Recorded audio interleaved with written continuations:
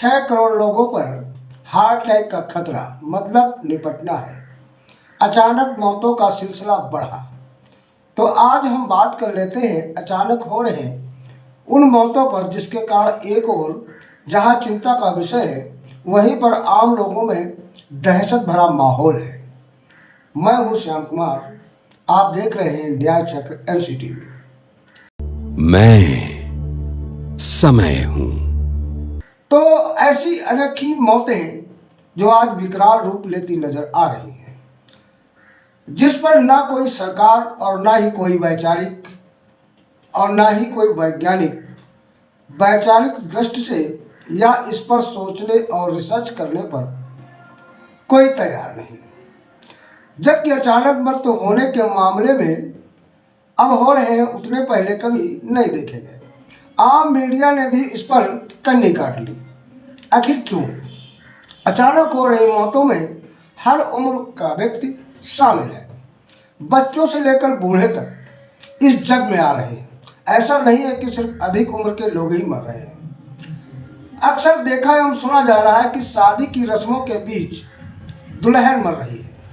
रण लेते हुए 17 साल का लड़का मर रहा है। डीजे पर डांस करते हुए लोग मर रहे हैं। अच्छा खासा चलता हुआ आदमी गिरकर मर रहा है। इतने मामले और इस प्रकार की मृत्यु कभी नहीं देखी गई। शायद एक स्थान पर तो 2 सगे भाइयों के साथ हार्ट अटैक हो गया, जो ऐन मौके पर खत्म हो गए। तो आखिर इस बात की जांच क्यों नहीं की जा रही? तो आखिर इन मौतों का कारण क्या है?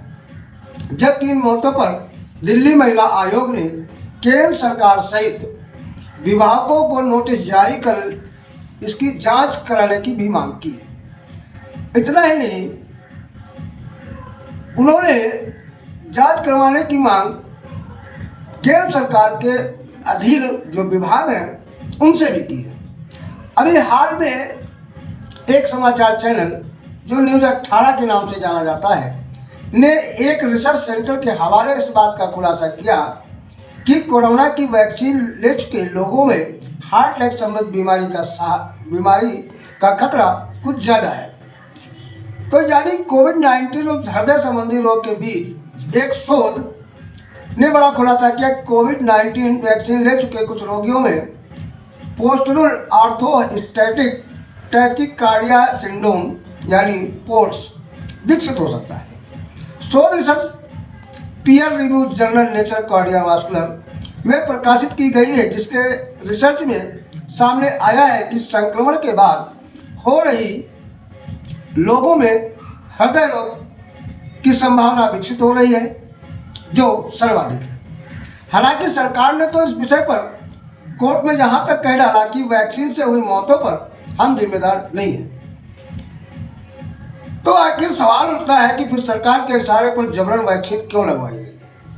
यदि सरकार इसे स्वैच्छिक बताती या बताया तो सरकारी गल्ले की दुकानों से ग्रामीण अंचलों में विभिन्न योजनाओं का लाभ लेने की बात कहकर प्रधानों द्वारा वैक्सीनेशन क्यों कराया गया? क्या यह जबरिया टीकाकरण नहीं था? इतना ही नहीं, देश विदेश में जाने वालों पर भी प्रतिबंध था। इस पर इतना शिकंजा था कि जिन्होंने वैक्सीन नहीं लगवाई है, उसका सर्टिफिकेट उनके पास नहीं है, वो देश और विदेश की यात्रा हवाई जहाज में या रेलगाड़ी में नहीं कर सकते। तो वहीं पर उन्हें जो टीकाकरण लोगों ने नहीं कराया था उनको जाने नहीं दिया गया। एक तरफ सरकार का कहना कि कोविड वैक्सीन लगवाना स्वैच्छिक था, तो इसे अनिवार्य क्यों किया गया? दूसरी तरफ सरकार ये भी कह रही है कि टीकाकरण अनिवार्य नहीं था। इसका मतलब वो दोहरी चाल चल रही है, या फिर झूठ बोल रही है, अथवा कोई साजिश है। क्या? ये बहुत बड़ा प्रश्न है। सरकार का यह भी कहना है कि वैक्सीन लेना कानूनी तौर पर बाध्यकारी नहीं था, बल्कि सरकार ने लोगों को जोर शोर से प्रोत्साहित किया था कि वैक्सीन लगवाएं। तो इसके आखिर क्या मायने निकाले जा रहे हैं? केंद्र ने कहा कि वैक्सीन के बारे में जितनी भी जरूरी जानकारियां थीं उन्हें पब्लिक डोमेन में डाला गया था। वैक्सीन सेंटरों पर मौजूद कार्यकर्ता भी लोगों को वैक्सीन से जुड़ी तमाम जानकारियां और साइड इफेक्ट के बारे में बताते थे। ऐसे में ये नहीं कहा जा सकता जानकारी का अभाव था। ये लफ्ज है केंद्र सरकार के, जिसने सुप्रीम कोर्ट में एक हलफनामा दिया है, उसके ही वर्ड है।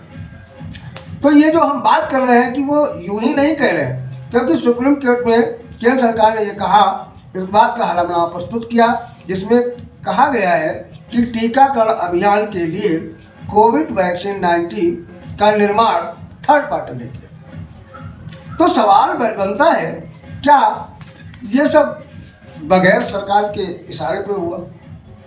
इसके बाद भारत समेत दुनिया के कई देशों में इसका रेगुलेटरी रिव्यू हुआ, जो कि सफल रहा। ऐसे में कोविड-19 वैक्सीन के कारण अगर कोई घटना होती है या रेयर ऑफ रेस्ट केस में किसी की मौत होती है, तो इसके लिए केंद्र सरकार को जिम्मेदार ठहराना कानूनी तौर पर सही नहीं है। ये कहना है केंद्र सरकार के उस हलफनामे में जिसमें एक रिट दायर की गई थी, उसका जवाब दाखिल किया। तो कोविड-19 वैक्सीन के कारण केंद्र सरकार जिम्मेदार नहीं है, यह भी उसका कहना है। तो ये बात केंद्र सरकार ने सुप्रीम कोर्ट में याचिका दाखिल होने पर अपने जवाब में कहा। ये उस जवाब में कहा जिसमें एक माता पिता ने की ओर से एक याचिका दाखिल कर कहा गया था कि मेरी 2 पुत्रियां जिनकी उम्र लगभग 18-19 वर्ष है, कोविड वैक्सीन के कारण मरी है। हालांकि केंद्र सरकार ने संवेदना व्यक्त करते हुए कहा कि परिवार के लिए कानूनी सहायता खुला है। मुआवजे का मसला केस टू केस पर निर्भर करता है, जो सिविल कोर्ट में दाखिल किया जा सकता है या दावा किया जा सकता है। तो ऐसे में क्या कोरोना के बहाने लोगों की जिंदगी से खेलना था? तो क्या कोविड वैक्सीन स्लो पॉइजन है, या फिर लोगों के मौत में धकेल कर सियासत का खेल खेला गया, या सामूहिक जनसंख्या नियंत्रण करने का मात्र एक षड्यंत्र था? ये ऐसे गंभीर सवाल हैं जिनको छोड़कर हम विदा लेते हैं न्याय चक्र एनसीटीवी न्यूज चैनल आपकी प्रतिक्रिया जानने के लिए। तो हमें इंतजार रहेगा।